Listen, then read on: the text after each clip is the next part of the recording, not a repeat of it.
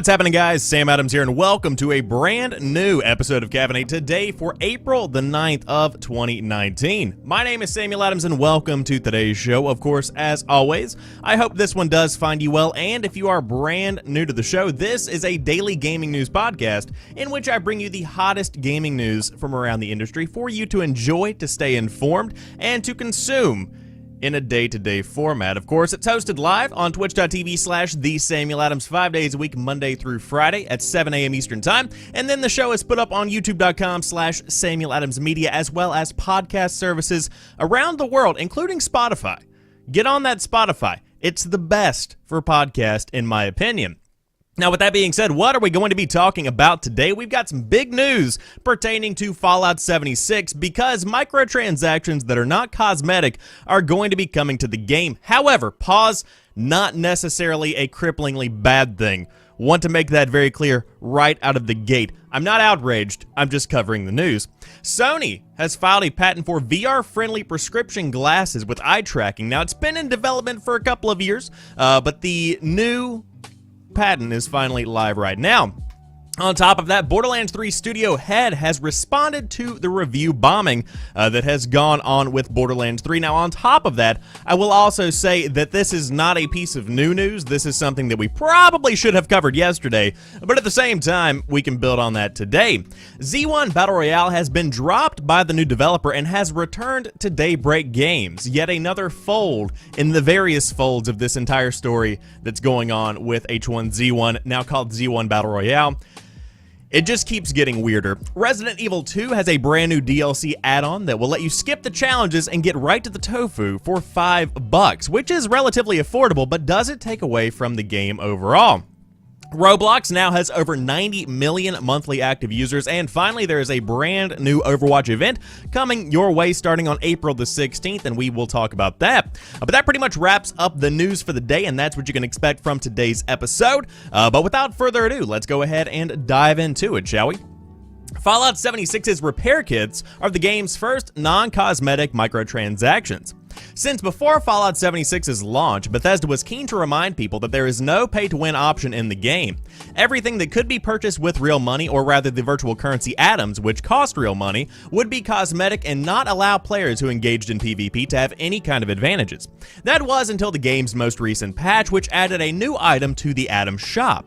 Repair kits, which can be found out in the world through crafting, can now be purchased using atoms. It's not exactly pay to win in that you aren't going to become king of the wasteland with a single purchase, but it does put you at an advantage to people who spend the now seemingly unnecessary time to get repair kits versus just buying them.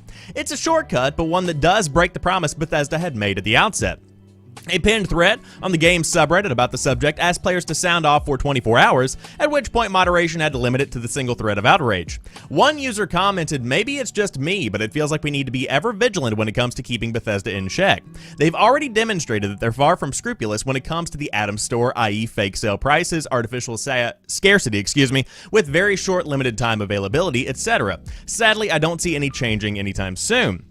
A few noticed the Bethesda community managers that tend to stay active in the subreddit have disappeared without comment as the news of repair kits has trickled out. In a time where Bethesda is trying to earn back player trust in the game, it definitely seems strange to decide now is when to start adding non-cosmetic items to the Atom Store. And so this is a very interesting story for me personally because I've been following closely the general community discussion around Fallout 76. Now, I've never played the game because quite frankly, it seems like it's been relatively,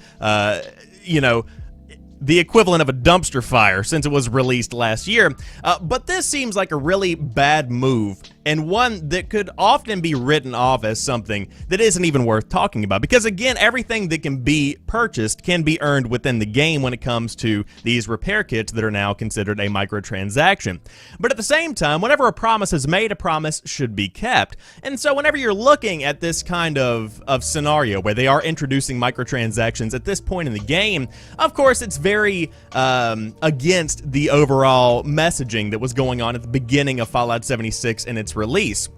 Now, with that being said, what I think is going on here is that they need some money because Fallout 76 more than likely isn't making it. And you have to really consider that Bethesda, although of course they aren't going to be going under anytime soon, is definitely taking a hit with Fallout 76 because it's not the worldwide sensation that fans wanted, and it's not the worldwide sensation that Bethesda had thought that it might be. And so whenever you're considering all of this and you're seeing how microtransactions are factoring into the game, they're coming at a time in which it's kind of a make it or break it for Fallout 76. Will the game continue to see support for 3 years from now, 2 years from now, even next year from now? What does the future of Fallout 76 look like? And I think that they're trying to generate some funding in a way to kind of, alleviate these financial restraints that are being placed because of the fact that the game, quite frankly, isn't what people wanted or what people thought that it would be.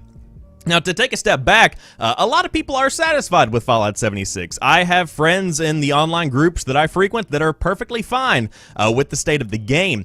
But considering that this is literally going back on the cosmetic-only microtransaction approach that Bethesda had went ahead and confirmed from the outset of the game, that's whenever you start to see a little bit of a backlash from the community. And so that's definitely something that I can identify with. But if you did want to dive into Fallout 76, it's out now on the PS4, the Xbox One, and the PC. Again, the game is not what anybody thought that it would be, not the best game by any stretch of the imagination, but it is one that is a Fallout game when it comes down to it, if you did want to get a multiplayer experience in. But strange times right now for Bethesda.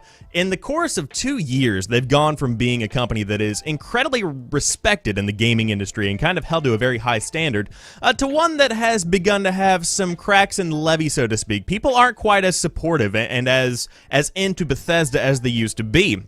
Of course, when the next Wolfenstein comes out, people are still going to love Bethesda. When the next Elder Scrolls comes out, it's going to sell like hotcakes. Bethesda isn't necessarily lacking in support, but the public narrative around the company has shifted drastically in a very short amount of time because of some bad moves, especially when it comes to Fallout 76. So again, we will see what happens with Bethesda in the future, but right now, non-cosmetic microtransactions are going to be coming to the game. However, let's talk about these new VR-friendly glasses, because as somebody who is a glasses wearer myself, a glasses connoisseur, if you will, a contactless, vision-impaired individual of the U.S. culture, I would love to get some VR-friendly prescription glasses, although that's not really a big deal for a lot of people. However, Sony has a patent for them if you are into that. Sony has patented a design for prescription glasses that aim to solve the problems glasses wearers face when using VR headsets. Silicon Era spotted the patent for prescription glasses, with eye tracking being the standout feature. The VR headset being used with the glasses will detect that glasses are being worn by the user via an encoded signal and disable the headset's gaze detection function in response. Instead, the gaze data will be wirelessly communicated to the headset thanks to the eye tracking feature in the glasses, and the image frame processor will adjust image frames on the display in response. Having the eye tracking sensor on the glasses rather than the headset could seem a bit odd. Sony's existing PSVR headset doesn't have an eye tracking feature, so perhaps this solves an issue with its next iteration of the PlayStation VR. Now, the patent itself was filed back in December of 2017, but was published last week, which makes it even more interesting.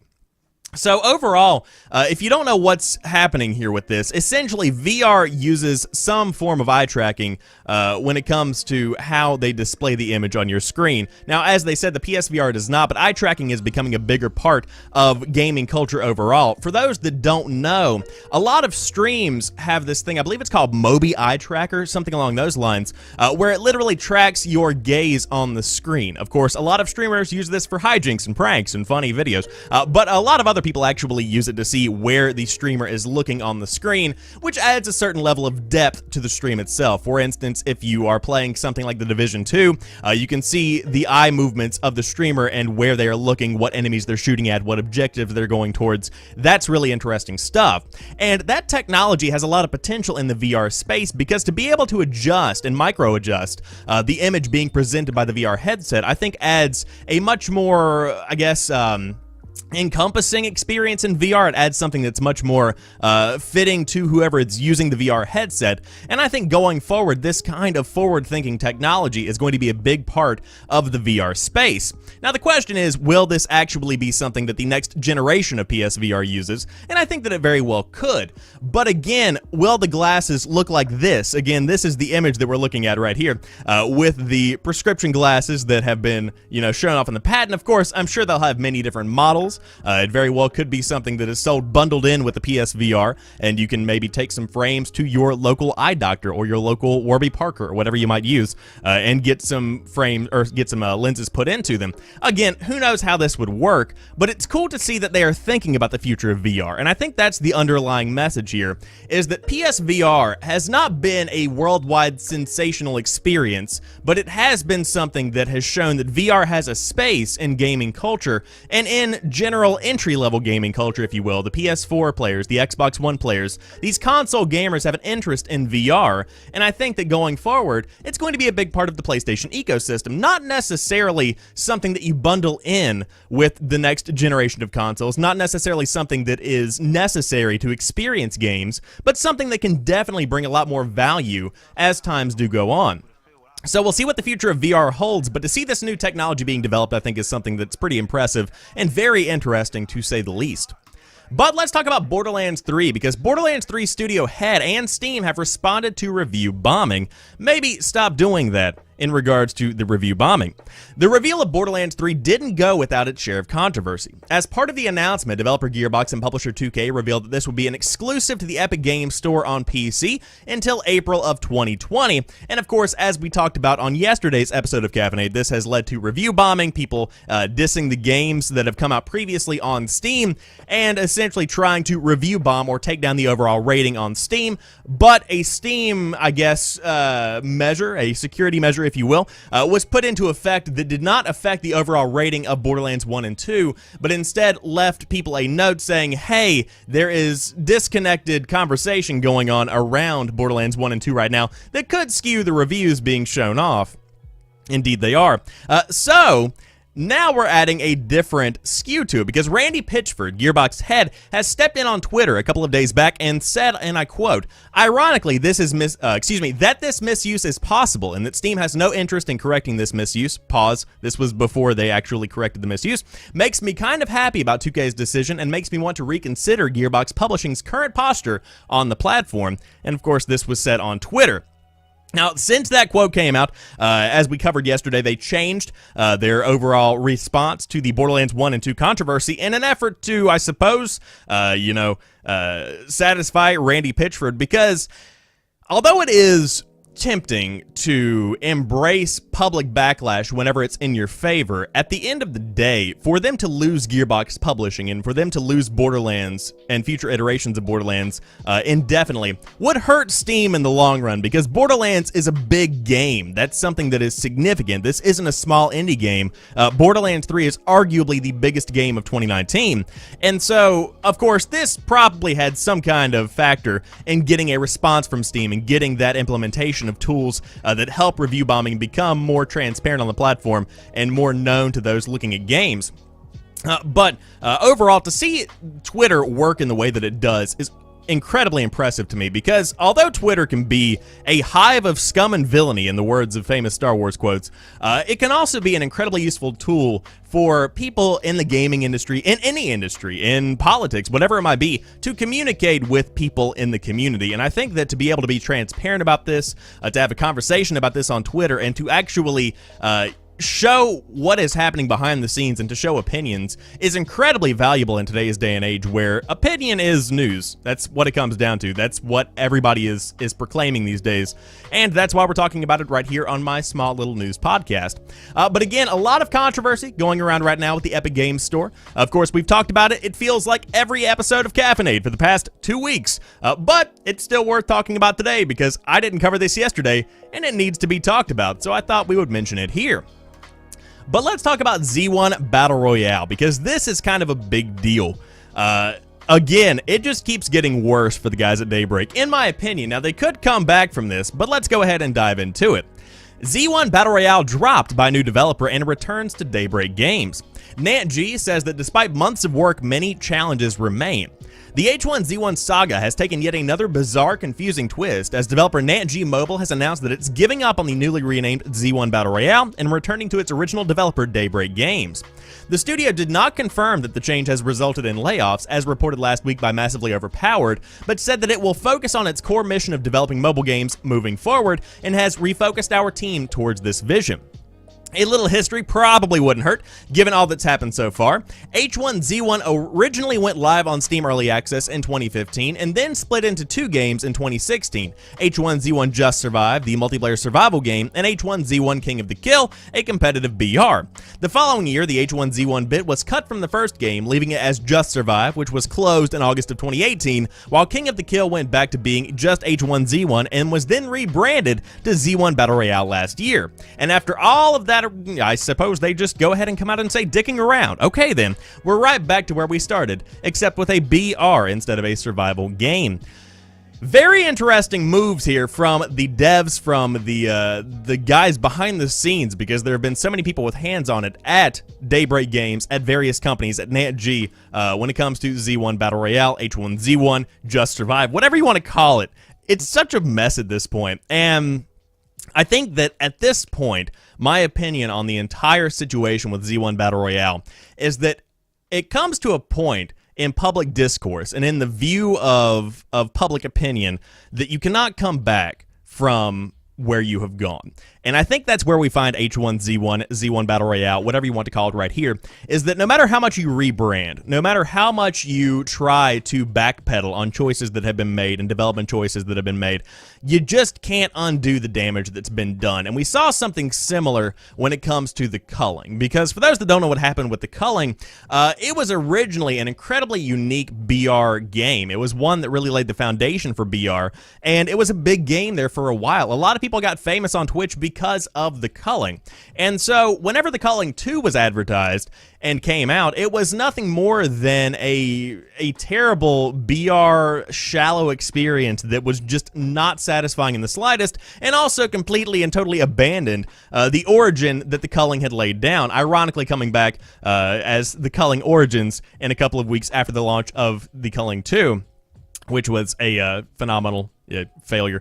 But all of that to the side, the point here is that sometimes whenever a bad decision is made, whenever the news goes against a game's favor, you begin to see the public support for that game fade, you begin to see overall the general discourse around the game become negative, and that's what you've got with H1Z1, Z1 Battle Royale, whatever it might be. It doesn't matter how good you make the game at this point, unless it is absolutely phenomenal, you can go ahead and stop developing Z1 Battle Royale. It's just not happening. There are so many Battle Royale games coming out today. There are so many games that have risen to the top, and I just don't think there is a spot for H1Z1 there anymore.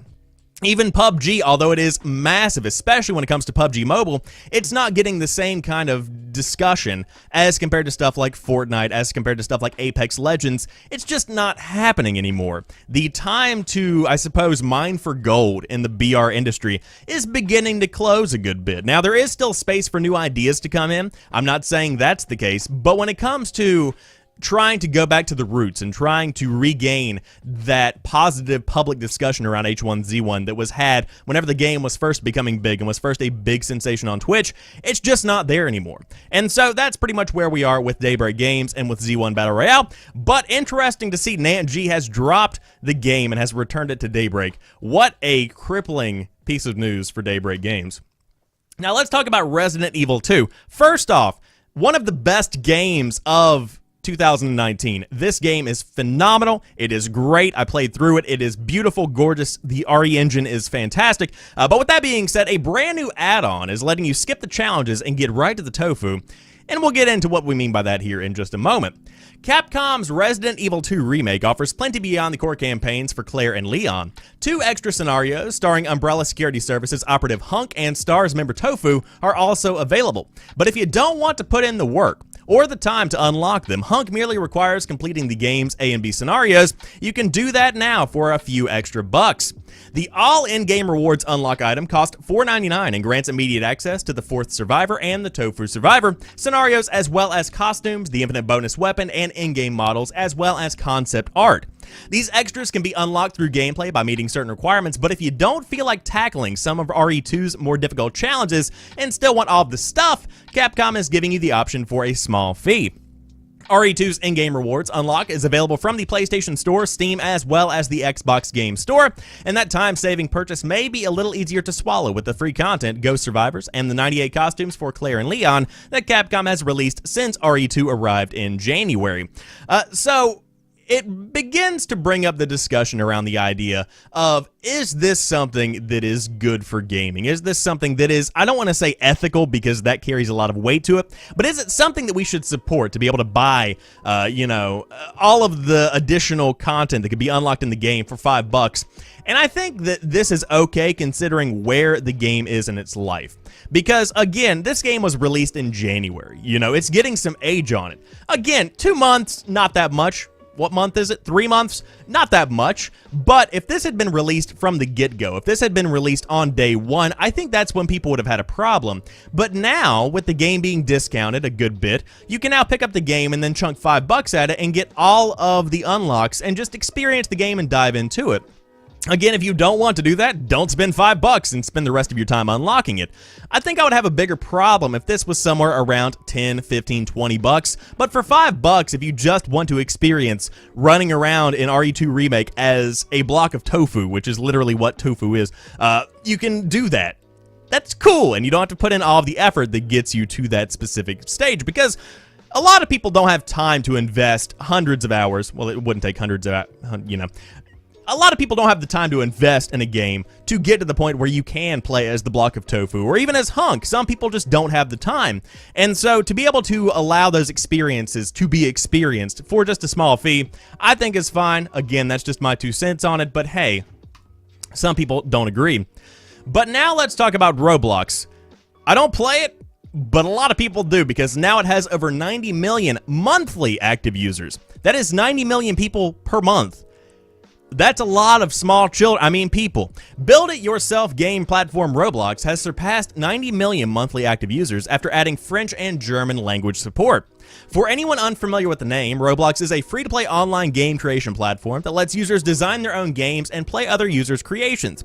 It had 70 million monthly active users as of September of 2018, meaning it has added another 20 million in the 7 months since. The game is particularly popular with those under the age of 18 group, and according to creator Roblox Corp, currently boasts over 1 billion hours of engagement per month. That is 1 billion hours per month played of Roblox, meaning it's well on its way to rivaling huge platforms like YouTube and Netflix in terms of hours of content consumed by young people. So, of course, this doesn't come as a shock. This isn't something that is mind-bogglingly huge news, but it's worth talking about because that's a lot of time and that's a lot of people, and I think that's something that should definitely be applauded. Again, Roblox is an incredibly interesting game because it's almost like virtual Legos with the, imaginative power that comes with playing with Legos as a kid. That's just encapsulated and amplified in Roblox, and that's what makes it incredibly welcoming for the young people. I say that like I'm a grandpa as a 22-year-old, like all those young people playing the Roblox. But when it comes down to it, 90 million people, that's a lot of people every single month, over 1 billion hours approaching per month. Nutty. But hey, if you want to dive in, I think it's free to play. Pretty sweet right there. So if you want to dive in, give it a shot. You'll probably run into a lot of young people, but hey, 90 million players, got to be something there for you if you're into that kind of thing. And again, French and German support obviously factored a good bit into the fact that, hey, 90 million people. Wow. But let's say Roblox is not your thing. Let's say you are more into Overwatch. There is a brand new event coming to the game. This Overwatch archive is likely to take players to Havana, Cuba. Blizzard has announced the Overwatch Storm Rising event, which will begin next week. Announced on Twitter, Storm Rising is set to last from April the 16th until May the 6th, and the post includes the caption, "Accessing archived file, decryption status in progress, target located." And of course, there is a video file, which unveils a lot of backstory and stuff like that. So, the embedded video goes on into a deeper dive into the ongoing Overwatch lore and the team's conflict with Doomfist. In a recording from Sojourn to Strike Commander Morrison, it's revealed that instead of it going after Doomfist directly, the team is assigned to target his accountant Maximilian. The video reveals Tracer will be put in charge of the mission with Mercy, Winston, and Genji in support. Based on an official post from Sunday, it appears this archive will take place in Cuba and involve a Category 3 storm. This Overwatch archive is yet another lore-based seasonal event following the footsteps of Retribution and Uprising. Both of those events similarly lasted from mid-April to early May, and both involve unique PvE game modes, with one team working to defeat waves of AI bots. They also included special loot boxes with event-exclusive content that became unobtainable following the events.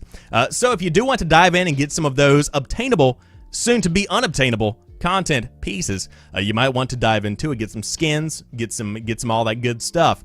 But again, Overwatch is an incredibly popular game. The Overwatch League is rising in popularity, so this is the perfect time to dive in and give it a shot. Of course, tons of new characters to play as. I think they're called heroes in Overwatch. Haven't played since it came out in 2016. It's been a hot minute since I've gone into the world of Overwatch, but I did want to let you guys know that if you are still into the game or the competitive scene, whatever you might be doing, you can dive in and check out a brand new in-game event that's more than likely going to be pretty impressive.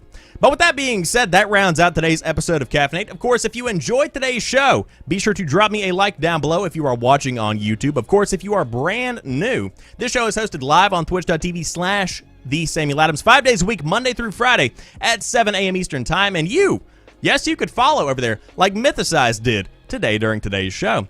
Thank you very much. And on top of that, of course, subscribe, follow on Twitter, all of that good stuff. Links are down below. But until tomorrow, you have a fantastic rest of your Tuesday, and peace.